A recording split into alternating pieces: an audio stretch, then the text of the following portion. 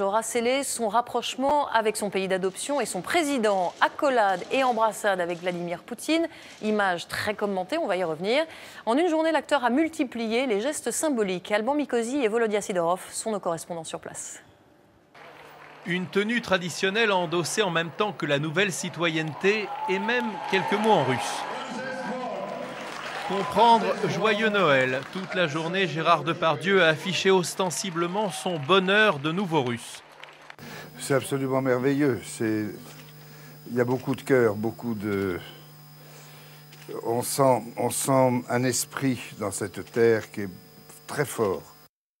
Jusqu'alors, Saransk, capitale de la Mordovie, était surtout connue pour ses camps de prisonniers. Gérard Depardieu a reçu des cadeaux, un terrain pour construire une maison et même un poste de ministre régional de la culture.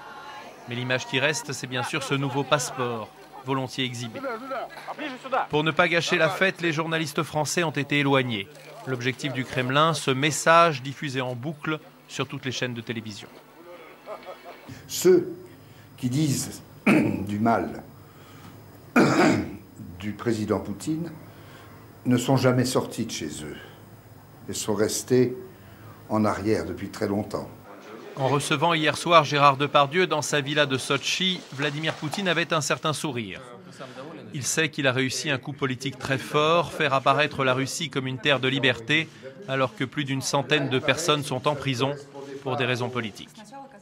Voilà pour ces dernières 24 heures. Bonsoir Alban Mikosi, vous êtes en direct de Moscou. Le tout nouveau citoyen russe, Gérard Depardieu, est déjà reparti.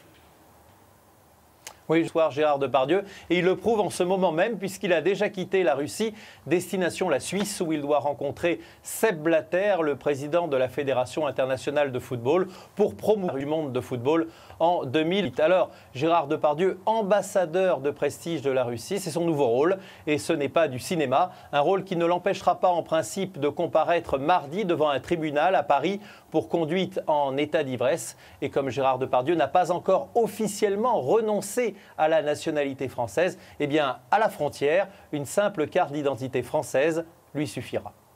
Merci Alban pour ces précisions ce soir.